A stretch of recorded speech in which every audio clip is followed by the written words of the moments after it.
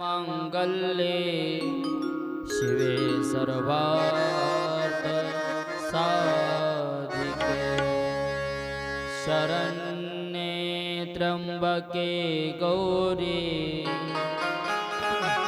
नारायणे नमोस्तुते मनोजवं मारुततुल्यवेगं जितेन्द्रियं बुद्धिमतां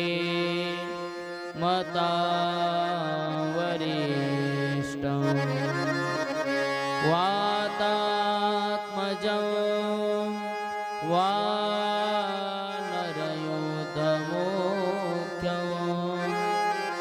श्रीरामदूतं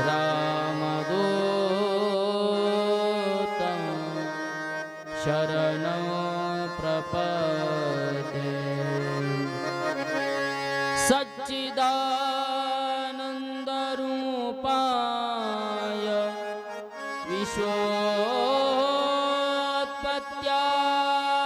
विश्वोत्पत्त्यादिहेतवे तापत्रय विनाशाय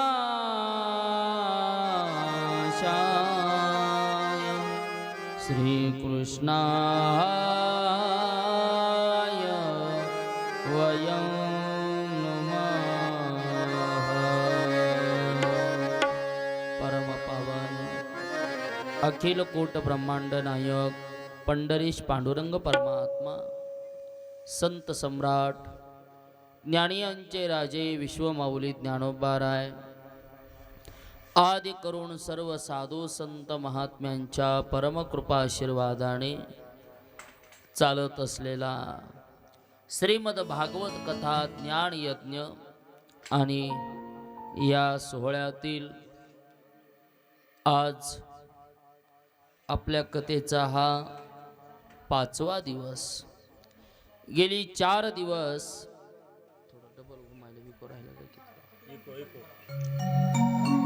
आपण भागवत कथेचं चिंतन केलं। आज पंचम दिवसाला प्रारंभ करत असताना आजही आपल्याला भरपूर कथांचं श्रवण करायचंय, त्यामुळं थोडं कथेकडे आता लक्ष द्या, कारण कथा भरपूर पाहायच्या असल्यामुळं जरा पटापट पाहायच्यात आणि त्याच्याकरता तुमचा कथा भाग लवकर लक्षात येणार नाही, त्याच्याकरता लक्ष देऊन कथा ऐका। काल आपण कथेमध्ये श्रवण केलं, देवहूती नावाची स्वयंभू मनूची दुसरी कन्या, थोडा आवाज द्यायचा, ती कर्दम मुनींच्या आश्रमामध्ये आलेली आहे। आणि जेव्हा कर्दमांच्या आश्रमामध्ये आल्यानंतर कर्दमजी बोलतायत, नक्कीच मी या देवहूती बरोबर विवाह करायला तयार आहे, पण माझी एक अट आहे। अट अशी आहे की मला पहिला मुलगा झाला की मी वनामध्ये संन्यास घेण्याकरता निघून जाईन, आणि ही अट तुम्हाला मान्य असली तर तुमची मुलगी मला द्या, नाहीतर देऊ नका। आता एका बाजूला दुःखही होतं, हा बाबा लगेच जर संन्यास घ्यायला निघून जाणार असेल तर माझ्या मुलीच्या संसाराचं काय होईल। स्वयंभू मनूला चिंता वाटू लागली, डोळ्यातून अश्रू वाहतायत।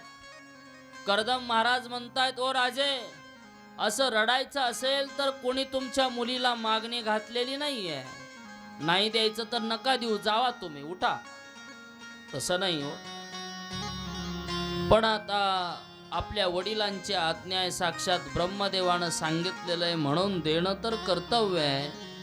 शेवटी महाराज देवहूतीला कर्दम मुनींचा स्वीकार करायचं ठरलं, आणि मग देव ब्राह्मणांच्या साक्षीने वनामध्ये कर्दमांच्याच आश्रमामध्ये त्या ठिकाणी देवहूती आणि कर्दम ऋषींचा विवाह संपन्न झाला। शुभमंगल सावधान। देवहूतीचा विवाह संपन्न झाल्यानंतर मग मात्र आपल्या मुलीच्या विवाहाला समाप्ती झाली आणि राजा परत निघाला. पण बाप अख्ख्या पृथ्वीचा सम्राट आहे, पण तरी सुद्धा त्याच्या डोळ्यातून अश्रू येत होते की आज माझी लेक कोणाच्या तरी मी स्वाधीन केली आहे. जी लहानपणापासून माझ्या अंगा खांद्यावरती खेळली, जिचा मी सांभाळ केला, जिने मला भरपूर प्रेम दिलं, तीच लेक आज या कर्दमांच्या इथे राहणार आणि माझं घर आज एका व्यक्तीने रिकामं होणार. डोळ्यातून अश्रू वाहतात आणि येत होता परत. येता येता त्याने त्या जावई बापूच्या कानात खूप काही समजावून सांगितलं. ही आजपासून तुमची आहे. ते काहीतरी वाजवतात की म्हणे काय हा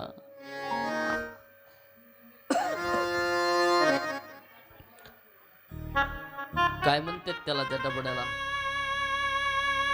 हा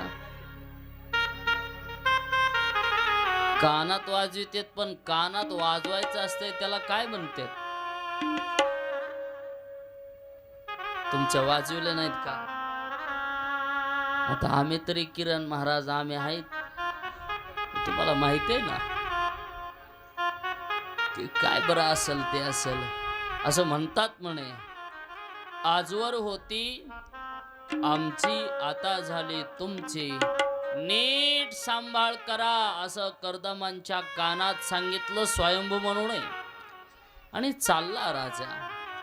जेव्हा राजा आपल्या दिशेने परत येत होता तेव्हा लाडकी लेक असणारी स्वयंभू म्हणूची कन्या देवहूती ते सुद्धा मागे मागे वळून पाहत होते. कुठे? आपल्या माहेरच्या दिशेकडे. तुकोबाराय म्हणतात जेव्हा लेक सासरला जात असते तेव्हा जायचं असतं सासरला, पण तिची नजर मात्र कुठे असते? आपल्या माहेराकडे असते. ती पुन्हा पुन्हा माग माग वळून पाहते.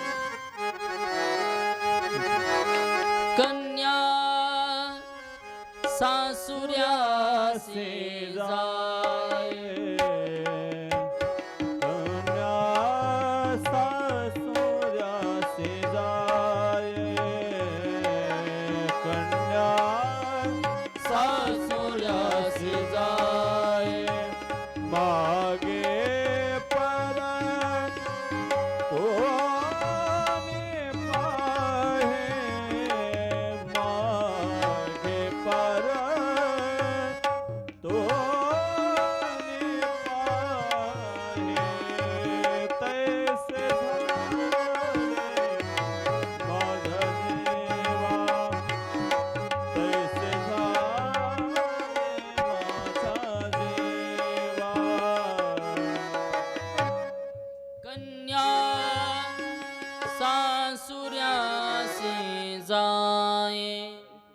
मागे पर तो पाहे. पुन्हा पुन्हा पुन्हा पुन्हा देवहूती मागे वळून पाहते. रथ हळूहळू स्वयंभू म्हणूचा वाड्याच्या बाहेर निघाला. येताना आपल्या मुलीला निरोप देऊन येत असताना त्याच्या मनामध्ये शोक होता. मन रमावं म्हणून रस्त्याच्या कडेला जेवढे आश्रम होते तेवढ्या आश्रमामध्ये तो फिरत फिरत फिरत फिरत येऊ लागला. सर्व साधू संत महात्म्यांचं त्यानं दर्शन घेतलं आणि दर्शन करून येत येत येत आपल्या नगरीमध्ये प्रवेश केला. इकडे देवहूतीच्या संसाराला प्रारंभ झालेला आहे. विहार करताय, आपल्या मालकाची मनोभावे सेवा करते, कर्दमजींच्या मनाप्रमाणे वर्तन करते. खरी पत्नी ती जी आपल्या मालकाच्या मताप्रमाणे काय करते, वागते. ज्ञानोबाराय म्हणतात पतीची मता अनुसरोनी पतिव्रता, किंवा पतिव्रतेचे हृदय जैसे पती वाचोनीन स्पर्शे. आणि म्हणून मालकाची मनोभावे सेवा तिनं करावी. कसल्याही प्रकारचं उणदुणं काढू नये. करता करता करता भगवंताची कृपा झाली आणि दोघांच्या संसारामध्ये पहिल्यांदा एक अपत्य जन्माला आलं. ती मुलगी जन्मली. मुलीचा जन्म झाल्याबरोबर या बाबानं कमंडल उचललं, म्हणला चाललो मी. त्याने सांगितलं थांबा, असं जाता येणार नाही. वचन काय होतं तुमचं? मुलगा झाला की संन्यास घ्यायला जाईन. अगोदर बघा, मुलगा नाही काय झालीये, मुलगी झालीये, ठेवा ते खाली. दिलं ठेवून. दुसऱ्या क्रमांकाला मुलगीच झाली, तिसरी मुलगीच झाली, चौथी मुलगीच झाली, पाचवी मुलगी, सहावी, सातवी, आठवी, बघता बघता एकूण 9 मुली झाल्या. पण तरी सुद्धा त्यांनी नाक मोडलं नाही. जे काही असेल ते देवाचा प्रसाद आहे म्हणून त्यांनी आपल्या आयुष्यामध्ये त्या कन्येला स्वीकारलं आणि मुलींचा सांभाळ करू लागले. हा बाबा डोक्याला हात लावून बसला. एक मुलगा झाल्याबरोबर संन्यास घ्यायला जायचं होतं, पण 9 मुली होईपर्यंत थांबला. आणि 9 मुली होईपर्यंत थांबल्यानंतर शेवटी देवाची प्रार्थना केली आणि 10व्या क्रमांकाला जगाच्या मालकाने त्यांच्या पोटी अवतार घेतला. त्यांचं नाव होतं कपिलदेव. बोलिये कपिलदेव भगवान की जय. कपिलांचा जन्म झाला आणि जन्म झाल्याबरोबर पुन्हा हा निघाला. पण तिने सांगितलं थांबा कर्दमजी, असं जाता येणार नाही. का? आता या 9 जणींचा अगोदर विवाह करा मग जा. आता पुन्हा डोक्याला आता पुन्हा ब्रह्मदेवाची भेट झाली. ब्रह्मदेव विचारू लागले, कर्दमजी बरा चाललाय संसार? म्हणे हा बरा आहे, सगळं अगदी आनंदी. बरं पण एकच स्थान आहे हो देवा, आता संसारात पडलो, आता 9 मुलींचे विवाह करायचे. ब्रह्मदेव म्हणे तुम्ही ताण घेऊ नका, तुम्हाला 9 मुली आहेत आणि मला 10 मुलं आहेत. त्याच्यातला एक जण मी देवाला सोडून दिलेला आहे, त्याचं नाव नारद. आता राहिले किती? 9. असं करू, एकाच मंडपात एकाच वेळेला आणि एकदाच तुमच्या 9 मुलींचा माझ्या 9 मुलांबरोबर विवाह लावून देऊ. आणि मग एकाच ठिकाणी त्या 9 जणांचा आणि या 9 जणींचा विवाह लावून दिला. कोणाकोणाला कोण कोण दिलं? कला नावाची कन्या दिली मरीचीला, अनुसया नावाची कन्या दिली कोणाला? अत्रीला. श्रद्धा नावाची कन्या दिली अंगिराला आणि हविर्भू नावाची कन्या दिली पुलस्त्याला. पुलहा नावाच्या ऋषीला दिली गती. एका मुलीचं नाव होतं काय? गती. ती दिली पुलहाला. त्याचबरोबर क्रतू नावाच्या ऋषीला दिली साध्वी, भृगू नावाच्या ऋषीला दिली ख्याती आणि वशिष्ठाला दिली अरुंधती. अशा 9 कन्या 9 ऋषींना देऊन टाकल्या. आणि मग कर्दमजी ऋषी वनामध्ये संन्यास घ्यायला निघून गेले. हिच्याच वंशामध्ये पतिव्रता स्त्री अनुसया माता जन्माला आली आणि सगळ्या जगामध्ये तिची काय पसरली? ख्याती पसरली की म्हणे ही खरी पतिव्रता स्त्री. आपल्या मालकाची तिने मनोभावे सेवा केली. कथा थोडी विस्ताराची आहे, आपल्या सगळ्यांनी दत्त जन्माची कथा ऐकलेली, म्हणून आता ती कथा काही सांगत बसत नाही मी. दत्त अवताराची कथा, अनुसया माता अत्री, अत्रीची अनुसया गरोदर, पतिव्रता स्त्री, सर्व देवांच्या पत्न्याचा अभिमान गिळंकृत झाला. आणि अभिमान गिळंकृत झाल्यानंतर तिन्ही देव बाळ झाले आणि पाळण्यात आले. पाळण्यात आल्यावर हात लावला आणि बाळ झालेले देव स्तनपान करू लागले, इच्छा प्रगट केली. तिन्ही पत्न्या तिथे आल्या. तिथे आल्यानंतर तिघीने हात जोडले, अनुसया माते आम्हाला आमचे कोण परत देऊन टाक, आमचे मालक परत देऊन टाक. अनुसया माता म्हणे काही हरकत नाही, तुम्हाला तुमचे मालक पाहिजेत ना, बघा ते पाळण्यात झोपलेत, आपले आपले मालक ओळखान जा घेऊन. आता पहिल्यांदा जायचं कोणी? लक्ष्मीनं आधी वेळ बघितला, जरा शिकली सवरलेली होती. ती म्हणे पार्वती तू जा. पार्वती म्हणली बाई आमचं आधीच भोळं गिराईक आहे, त्याच्याकरता बाई तू शिकलेलीस, तुला जरा माहिती, आधी तू जाय. आणि शिकलेल्या माणसाला येत असतं थोडं, पण दाखवायची सवय असते जास्त. ती काय उच टाचाची सँडल, लांब लचक पर्सन निघाली. पाळण्यात जाऊन बघितलं, पाळण्यात जाऊन पाहते तर भगवान विष्णू परमात्म्याच्या तोंडात दात नाही, कुरळे कुरळे केस आणि पायानं सायकल खेळायले. कोण? विष्णू परमात्मा. लक्ष्मीनं पाहिलं, माय म्हणे हे कसं वेगळंच दिसायलं. बरं आता हिनं कधी बघितलेलं? जेव्हा गळ्यामध्ये वरमाला घातली तेव्हा बघितलेलं. लहानपणीचं स्वरूप हिला माहीत नाही. नाही नाही नाही, ह्या पाळण्यात नाही.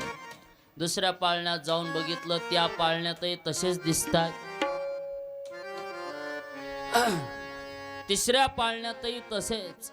म्हणून तर महाराज म्हटले, तिन्ही देव वेगळे नाहीत.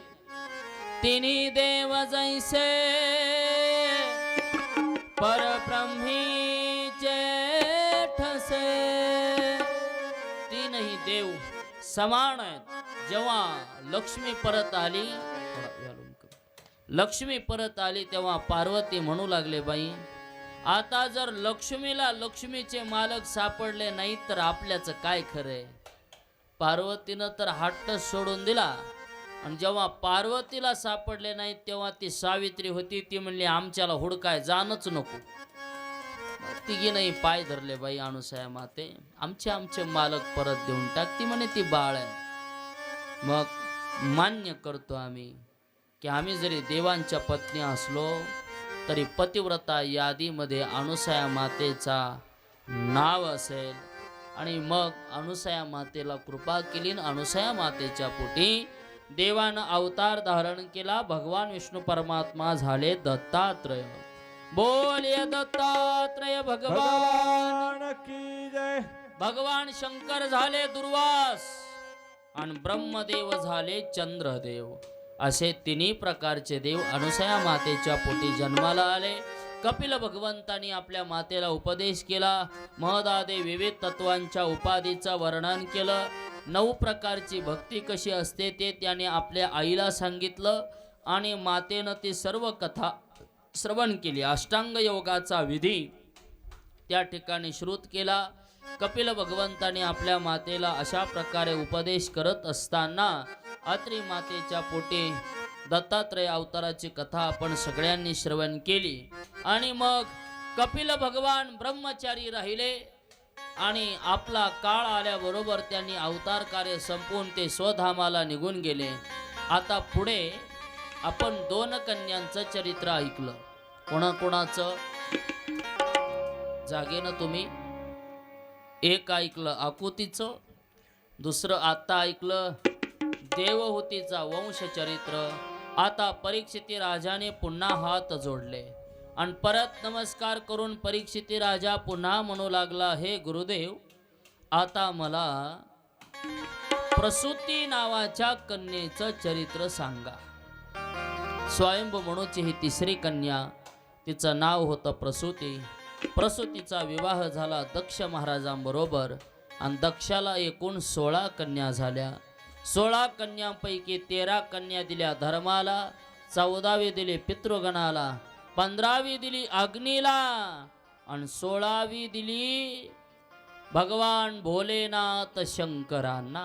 आता त्या 15 जणांचा वंशविस्तार पुढं वाढत राहिला. त्यांची चरित्रकथा आपल्याला ज्ञात आहे. 16व्या क्रमांकाला जी सती होती त्या सतीचा मात्र वंशविस्तार वाढला नाही. का वाढला नाही याचीच कथा आपल्या सगळ्यांना आता ऐकायची आहे. एके दिवशी सतीचे वडील असणाऱ्या दक्ष महाराजांना प्रजापती नावाचं पद प्राप्त झालं होतं आणि प्रजापती असल्या कारणाने त्याला असं वाटायचं सर्व लोकांनी माझा सन्मान करावा, मला विचारावं, माझा आदरातिथ्य करावं. म्हणून ब्रह्मदेवाच्या सभेमध्ये एके दिवशी सभा बसली. सभेमध्ये दक्ष महाराजांचं आगमन झालं आणि आगमन झाल्यानंतर बाकीचे सगळे देव उठून उभे राहिले, परंतु भगवान शंकर आणि ब्रह्मदेव उठून उभे राहिले नाहीत. का उठून उभे राहिले नाहीत? ब्रह्मदेवाला वाटलं हा माझा कोण आहे, मुलगा आहे, दक्ष म्हणजे माझा मुलगा आहे. मुलगा आल्यानंतर बापाला उठून उभा राहायची गरज नाही. पण भगवान शंकर दक्षाचे कोण होते? जावई जावई होते. पाहुण्यात वागायचा काही रीतिरिवाज असतो. सासरे बुवा आले की जावयाने उठून उभं राहत जावं म्हणे. म्हणून दक्ष महाराज आल्याबरोबर जावई बापू खालीच बसून राहिले. राग आला, राग दक्षाला. अरे हा तर माझा जावई, आणि जावई मुलासारखा असतो. राग आला, डोळे लाल झाले, आणि डोळे लाल झाल्यावर मोठाले डोळे करून भगवान शंकराकडे बघू लागले दक्ष. आणि काय म्हणू लागले, अरे रे रे रे रे, चूक झाली माझी सोन्यासारखी मुलगी या कैलासावर राहणाऱ्या भोळ्या शंकराला दिली. काय काय काय काय म्हणू लागले, बघायचं काम नाही. अरे हा अंगाला राख लावतो, वनामध्ये राहतो, अंगावर वल्कले धारण करतो, भूतात काय राहतो, प्रेतांबरोबर काय नाचतो, पण तरी सुद्धा माझी मुलगी मी याला दिली. चूक झाली चूक. मी जर माझी मुलगी याला दिली नसते तर बिना लग्नाचा राहिला असता. कोण म्हणतंय हे? दक्ष दक्ष म्हणायला. आणि तेव्हापासून ही पद्धत आहे, परंपरा आहे. बरीच माणसं भांडण झाल्यावर पुन्हा पुन्हा मागचं काढतात आणि तेच म्हणतात, आम्ही दिली नसते तर तुला कोण दिलं असतं. दक्ष महाराज म्हणू लागले, पण नंदीला राग आला. आणि नंदीला राग आल्यानंतर नंदी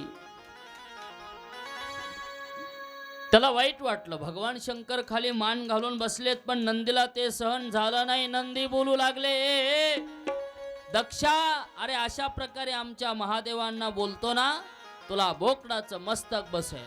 आता इकडून नंदी तापल्यावर तिकडून भृगु ऋषी तापले. आणि भृगु ऋषी म्हणू लागले, महादेवा, तुमचे सगळे भक्त पाखंडी होतील, तुमचे सगळे भक्त भजन करतील, पण पाखंडी भजन करतील. दोघाचा एकामेकाला शाप. तेवढ्यामध्ये भोलेनाथ उठून उभे राहिले. आणि उठून उभं राहून भगवान शंकर कैलासाला निघून गेले. संपलं. त्या दिवसापासून दोघाचं सासरे जावयाचं नातं संपलं. भांडण झालं, नात्यामध्ये दुरावा आला. त्या दिवसापासून ना भगवान शंकर दक्षाला बोलतायत, ना दक्ष भगवान शंकरांना बोलतायत. बरं जाऊ द्या, सासऱ्या जावयाच्यात एका जणाचं मरण असतं. कोणाचं? लेकीचं. त्या बिचारीला ना बापाला सोडता येतं ना मालकाला सोडता येतं. बरासा काळ गेला. आणि बरासा काळ गेल्यानंतर एके दिवशी दक्ष महाराजांनी तिथे यज्ञाचं आयोजन केलं. अगोदर केला वाजपेय यज्ञ, नंतर केला बृहस्पतीसव यज्ञ. आणि त्या यज्ञाकरता सर्व देवी देवतांना आगमन दिलं. त्या तिघातले एक जण फोडा. हा का लेकरच असतेत.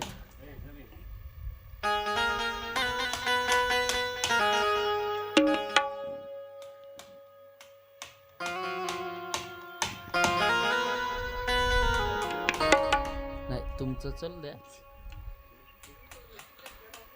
महाराज होणं काय तेवढं सोपं नसतंय.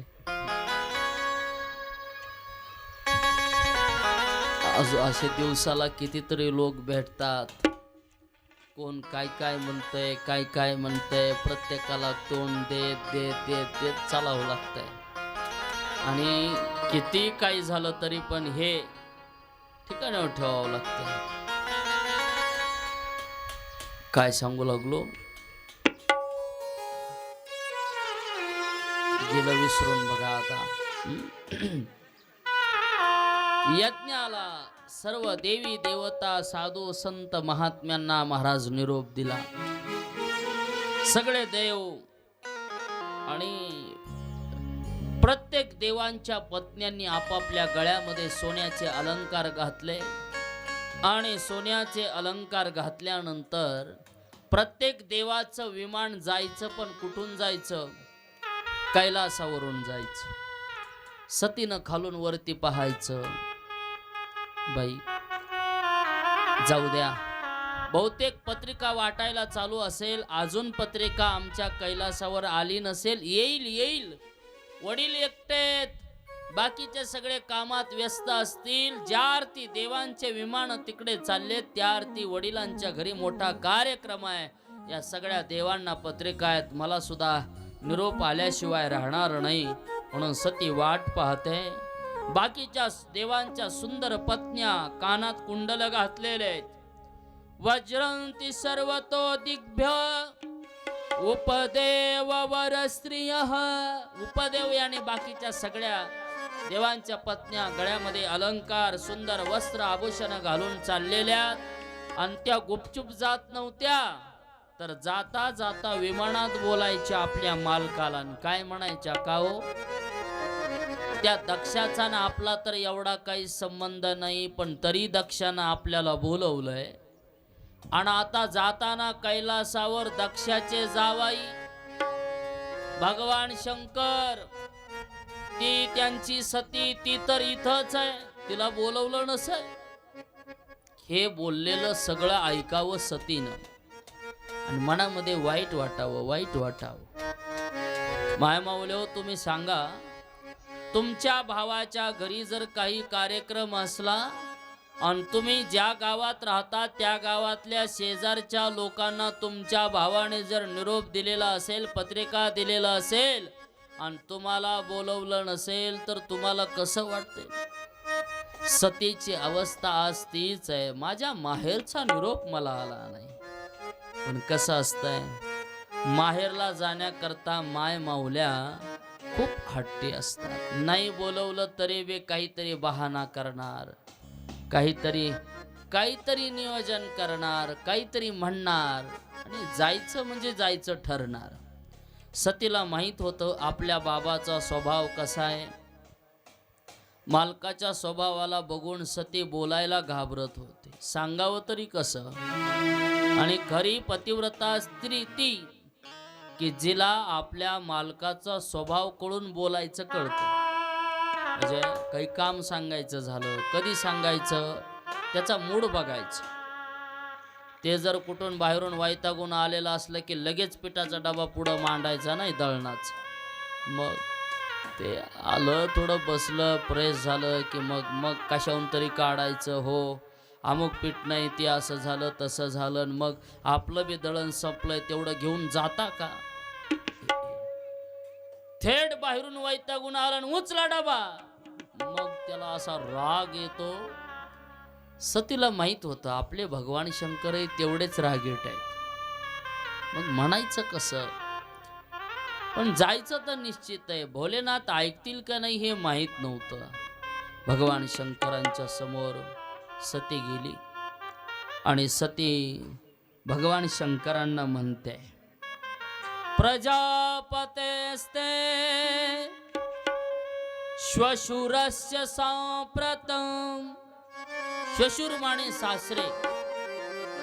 ओ मालक, प्रभू प्रजापती शब्द उच्चारला. हे भोलेनाथ, भगवान शंकर अगोदर ऐकून घेतलं आणि हुंकार दिला. हा बोला. मालक, सती म्हणत नाही माझ्या बापाच्या घरी यज्ञ आहे. सती म्हणते तुमच्या सासऱ्याच्या घरी यज्ञ आहे आणि आपण गेलं पाहिजे. भगवान शंकर बोलतायत, सते तुला माहिती आहे ना माझं आणि तुझ्या बापाचं काय झालेलं आहे? भांडण झालेलं आहे. सतीला हे माहीतच होतं. बाबा चला म्हटलं की हे म्हणणारच, आणि माय माऊल्यांना हे माहीत असतं की पुढं हे काय बोलणार आहे. सती पुन्हा पुन्हा म्हणते, प्रभू अहो जरी माझ्या मालका वडिलांचं तुमचं भांडण झालं असलं तरी माझे वडील तुमच्यावर खूप प्रेम करतात, कारण तुम्ही सगळ्यात कनिष्ठ जावाई, लहान जावाई, आणि मी लहान मुलगी आहे. त्यांचं माझ्यावरही खूप प्रेम आहे. प्रभू गेलं पाहिजे. माझ्या बाकीच्या 2 मावशा, तुमच्या बाकीच्या 15 मेवण्या तुमची वाट बघत असतील. चला चला. भगवान शंकर तरी मोहित होत नाहीयेत, तरी भोलेनाथ म्हणत नाहीयेत आपण गेलं पाहिजे. भगवान शंकर सतीकडे पाहतायत आणि सतीला म्हणतायत, सते तुला माहेरला जाण्याकरता मी अजिबात विरोध करत नाही. फक्त मी तुझ्या माहेरला यावं एवढी अपेक्षा करू नको. का? कारण एकतर मला निमंत्रण नाही. तू लेक आहेस, लेकीला माहेरला न बोलवता जाता येतं, पण जावयाला सासरवाडीला न बोलवता जाता येत नाही. आणि जाऊ नये. जावयाने पत ठेवली पाहिजे. सदा उठलं सासरवाडी, उठलं की सासरवाडी, उठलं की सासरवाडी, आणि मग त्याचं नावच पडतं काय, घर जावाई. आणि मग आपल्याकडे म्हणतात ना, येडीला सासरन माहेर सारखंच. जावयाने सासरवाडीत सारखं सारखं जाऊ नये. सतत जावई सासरवाडीला गेला तर सासरवाडीतले लोक त्याची किंमत ठेवत नाही. मग ते म्हशीला वैरण टाकायला बी सांगतात. त्याच्याकरता जाऊ नये. सत्य नाही जायचं. नको नको. सत्य शास्त्र सांगतं, जिथे आपल्याला बोलवलं नाही तिथे माणसाने गेलं नाही पाहिजे. जिस घर पे आदर मान नहीं उस घर पर जाना ना चाहिए. जिस घर पर आदर मान नहीं उस घर पर जाना चाहिए. जिस घर पे आदर मान नहीं उस घर पर जाना ना चाहिए. ज्या घरी आपल्याला बोलवलं नसेल, ज्या घरी आपला आदर सत्कार होत नसेल, ज्या घरी गेल्यानंतर त्या घरातल्या लोकांच्या कपाळावर जर आट्या पडत असतील तर त्या घरी माणसाने जाऊ नये. पुन्हा पुन्हा त्या कवीने अजून पुढे सांगितलं, चाहे कितना प्यारा हो बच्चा उसे सिर पे बिठाना ना चाहिए. कितना प्यारा हो बच्चा उसे सिर पर बिठाना चाहिए. जिस घर पर आदर मान नहीं उस घर पर जाना ना. जिस घर पर आदर मान नहीं उस घर पर जाना चाहिए. जिस घर पर आदर मान नहीं उस घर पर जाना ना चाहिए. ज्या घरी आपल्याला आदर नसेल, सत्कार नसेल, त्या घरी आपण जाऊ नये. चाहे कितना प्यारा हो बच्चा उसे सिर पे बिठाना ना चाहिए. आपला मुलगा कितीही लाडका असला तरी त्याचे लाड तेवढेच करा. त्याला डोक्यावर बसवून घेऊ नका. मग पुढं अजून सांगितलं, हंबिंग काय, चाहे कितनी प्यारी हो बच्ची उसे घर घर घुमाना ना चाहिए. आपली मुलगी सुंदर असेल, असू द्या, उत्तम आहे, चांगलं आहे, पण घरीच ठेवा. उसे घर घर घुमाना ना चाहिए. म्हणून जिथे आपल्याला बोलवलं नाही तिथे माणसाने जाऊ नये. तिथे गेल्यानंतर जर अवमान होत असेल, सते नाही जायचं आपल्याला. आता सतीच्या तर मनामध्ये जायची इच्छा आहे आणि भगवान शंकर तर नाही म्हणतात. काय करावं, दोघांचं भांडण लागायची वेळ कशाला, माहेरला जाण्याहून. सती बिचारी रडायला लागली. पुन्हा एकदा विनंती करावी म्हणून समोर आली आणि भगवान शंकरांना म्हणू लागली, भोलेनाथ हे पतिदेव, थोडं थोडं ऐका. काय मागितलं मी तुमच्या करता मी माझं घर दार सोडून इथे आले. तुमच्या करता मी माझा घर त्यागलं, माझ्या वडिलांचं नाव त्यागलं, मी काही ठेवलं नाही, सगळं तुम्हाला दिलं. फक्त माझं एवढं आहे का, आज मात्र तुम्ही माझ्या बरोबर चाला. आता शेवटी भगवान शंकर हट्टी देव. भगवान शंकर म्हणतात, सते मी येणार नाही म्हणजे नाही. आता तर जास्त रडायला लागली सतीन. काय म्हणू लागली, प्रभो जुन्या काळात माय माऊल्या ते गाणं म्हणायचे. आता काय, आता फार सोपं झालंय महाराज. जुन्या काळात त्या गाणं म्हणायच्या. काय, कोणीतरी येईल, कोणीतरी मला घेऊन जाईल, आज खूप त्रास होतोय या सासरमध्ये. जाच सासूचा सोसेना, कोणी माहेराच येईना. जाच सासूचा सोसेना, कोणी माहेराच येईना. कोणीही येत नाही. आज मात्र मला माझ्या माहेरला जायचंय. आणि तेव्हा मग सती म्हणू लागली, मालक अहो जा, नसेल यायचं तुम्हाला नका येऊ, पण ही सती माझ्या माहेरला गेल्याशिवाय राहणार नाही म्हणजे नाही. उठली सती रागाने. केस विस्कटलेले आहेत, अंगावर मळके वस्त्र आहेत, शृंगार केलेला नाही. आणि जशी उठली तसं पायी पायी चालत रागानं निघाली. कुठे, माहेरला. काय म्हणू लागली, ओ जाते मी आता. कुठे जाते, माझ्या माहेरला जाते. म्हणून सती ताड ताड ताड ताड करत निघाली.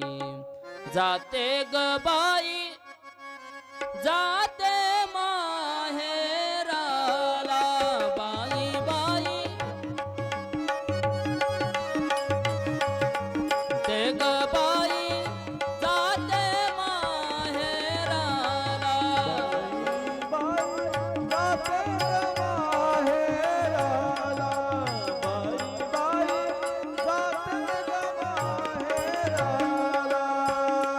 माझ्या मुळच्या मुळ घराला, माझ्या मुळच्या मुळ घराला.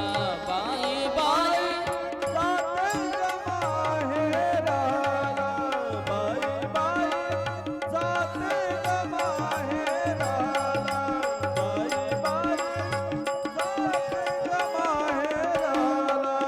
बाई बाई जाते ग माहेराला. बाई बाई जाते ग माहेराला. बाई बाई जाते ग माहेराला. आणि चालली सती चालली.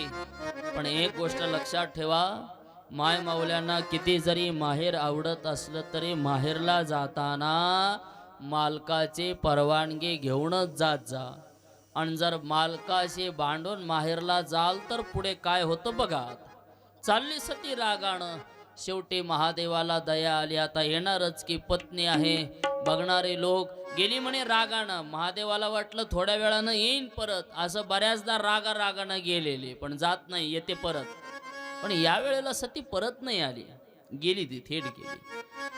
दक्ष महाराजांच्या आश्रमामध्ये पोहोचली. राज्यात कोणी तिचं स्वागत केलं नाही, कोणी तिला विचारलं नाही. तिला वाटलं कोणीतरी मला म्हणेल, पण नाही. फक्त सतीची जी आई आणि बहीण होती, त्या आईने आणि बहिणीने सतीची तेवढी चौकशी केली, विचारपूस केली. फक्त बाप बोलत नाही, भाऊ बोलत नाही. सती विचार करते, का आले असेल मी इथे. ज्या माहेरामध्ये आल्यानंतर जर बाप बोलत नसेल, ज्या माहेरामध्ये आल्यानंतर जर भाऊ बोलत नसतील, ज्या माहेरात आल्यानंतर चुलते मालते कोणी आपला सन्मान करत नसेल, तर यायचंच काय इथे. पण जाऊ द्या, मला नसलं काही हरकत नाही, पण माझ्या मालकाचं नाव कुठं कुठे पाहते. आहेराची यादी पाहिली, मालकाचं नाव कुठंच नाही. कपड्याच्या यादीत नाही, सत्काराच्या यादीत नाही, मालकाची कुठं जागा नाही. तेव्हा मात्र खूप वाईट वाटलं. एवढं वाईट वाटलं, भयंकर दुःख झालं आणि आठवण येऊ लागली आपल्या मालकाची. म्हणत होते मालक माझे, काय जाऊ नको सते, जाऊ नको. म्हणून तेव्हापासून मन आहे, माहेरला बोलवलं तर जायचं, नाही तर दिल्या घरी सुखी राहा. जाऊ नये. पण गेली बिचारीन, अपमानाला कारण ठरली. आता अडचण झाली. परत जावं तर मालकाशी भांडून आलेले, आणि इथं राहावं तर इथंही आपला मान नाही, सन्मान नाही. यज्ञ नारायणापुढे सती उभा राहिली आणि उभा राहून हात जोडले, सतीनं प्रार्थना केली, हे यज्ञ नारायणा, अरे माझा मालक भोळा असेल, माझा मालक वनवासी असेल, माझा मालक स्मशानात राहत असेल, पण प्रार्थना करते यज्ञ नारायणा, हाच माझा मालक पुढच्या जन्मी मला मिळावा. आता हा देह नको ठेवायचा, परत जाऊ तरी कोणत्या तोंडाने. म्हणून इथेच मी माझा देह समर्पित करणार. योगाग्नीने देह भस्म केला. बातमी कळाली, नंदीला राग आला. आपल्या आई साहेब गेल्या. भूतांना बातमी कळाली, यज्ञ मोडून टाकला, विध्वंस करायला सुरुवात झाली. दक्षाचं मस्तक धडाच्या वेगळं केलं, यज्ञात फेकून दिलं. यज्ञ थांबला आणि यज्ञ थांबल्यानंतर मग मात्र सर्व देवांनी प्रार्थना केली, अरे बाबा, यज्ञ तर पूर्णत्वाला गेला पाहिजे. पुन्हा महादेवांना विनंती केली आणि दक्षाला मस्तक बसवलं. कशाचं? बोकडाचं मस्तक बसवलं. यज्ञ पूर्ण झाला आणि मग दक्ष रडू लागला सतीच्या आठवणीने. आणि सतीच्या आठवणीने व्याकुळ झालेल्या दक्षाला महाराज प्रायश्चित्त घडलं. माझी सोन्यासारखी लेक माझ्या अहंकारामुळे गेली. वाईट वाटू लागलं. करता करता दक्ष महाराज आपल्या स्वधामाला निघून गेला. पुढे हीच सती हिमालयामध्ये मेरू नावाच्या पर्वताच्या मेनकेच्या पोटी जन्माला आली. पर्वताची मुलगी म्हणून नाव ठेवलं काय? पार्वती. पार्वती जन्माला आली आणि जन्माला आल्यानंतर पार्वती लहानाची मोठी झाली, विवाहासाठी उपवर झाली. एके दिवशी नारद महर्षी तिथे आले आणि नारदांनी पार्वतीला पाहिलं. हिमालयामध्ये नदीच्या तीरावरती पार्वती वाळूच्या लिंग तयार करायची, वाळूची पिंड तयार करायची. दररोज वाळूच्या पिंडीची पूजा करायची. का? तर हा भगवान शंकर मला पती मिळावा म्हणून. नारद आले. नारदांची नजर पार्वतीकडे गेली. पार्वतीचे विचारपूस करू लागले, हे पार्वते, हे का पूजा करताय तू? का अशा प्रकारे या लिंगाची पूजन चालू आहे? त्यावेळेला तिला सांगितलं, प्रभू, हे नारद महर्षी, माझी अशी इच्छा आहे की भगवान शंकरांशी मला विवाह करायचा आहे. काळजी करू नको, मी आत्ता तुझी सोयरीक जमवतो. गेले पार्वतीच्या आईकडं आणि पार्वतीची आई नारदांना म्हणू लागली, नारदजी, आता माझी मुलगी विवाहासाठी योग्य झाली, उपवर झाली आहे. माझ्या मुलीकरता एखादा उत्तम वर पहा. त्यावेळेला नारद म्हणू लागले, आई साहेब, माझ्याकडे भरपूर बायोडाटे आहेत, तुम्ही काळजी करू नका, भरपूर वर आहेत, मी शोधतो. त्याच्यातला एक चांगला आहे. कोण? कैलासीचा राणा आहे, सम्राट आहे, चक्रवर्ती आहे, चांगला चांगला मुलगा आहे. झाली चर्चा चालू जिकडं तिकडं. आणि सोयरिकीच्या कामात अगोदर जास्त चर्चाच असतात महाराज. चर्चा चर्चा. पार्वती नारदांकडे सूत्र दिलं. नारदानं सांगतच सुरुवात केली लगेच. उद्या लग्न म्हणता आदल्या दिवशी भगवान शंकरांना सूचना दिली, भगवान शंकर, कल आपकी शादी है, तैयार रहना. भोलेनाथ बोले मेरी शादी हाँ आपकी शादी है. आता ते विवाहाची कथा कसे भगवान शंकर तयार केले, कशी चर्चा केली, कसा बोबाटाई झाला लग्नाचा, हे सगळी कथा शिवपुराणात आहे. पण आपल्याला अजून भरपूर कथा पाहायच्या, त्याच्याकरता थोडं धावत्या वेगामध्ये आपण पाहू. भगवान शंकरांना सूचना दिली, भोलेनाथ विवाहासाठी तयार झाले आणि तयार झाल्यानंतर गाजत वाजत वरात हिमालयामध्ये पोहोचली. हिमालयात आल्यानंतर पार्वती बरोबर भगवान शंकरांचा विवाह संपन्न झाला. शुभमंगल सावधान.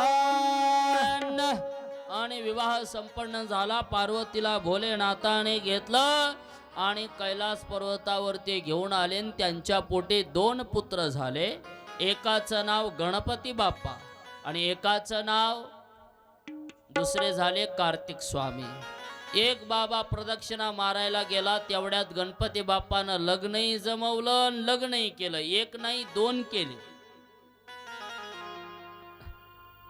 आता त्या गणपतीच्या विवाहाची कथा शिवपुराणामध्ये आलेली.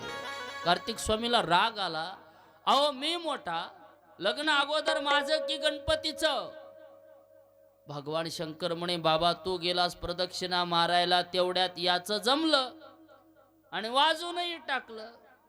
आणि म्हणून गणपती बाप्पांचा विवाह झाला सिद्धी आणि रिद्धी. या रिद्धी सिद्धींबरोबर, सिद्धी बुद्धी म्हणा रिद्धी म्हणा, यांच्या बरोबर गणपतींचा विवाह संपन्न झाला. येथपर्यंत कथा आपण सगळ्यांनी श्रवण केली. आता पुढीलही कथा श्रवण करायची. तत्पूर्वी सर्वांनी एकदा भोलेनाथाचं भजन करूयात आणि पुढील कथा श्रुत करूयात. बोला.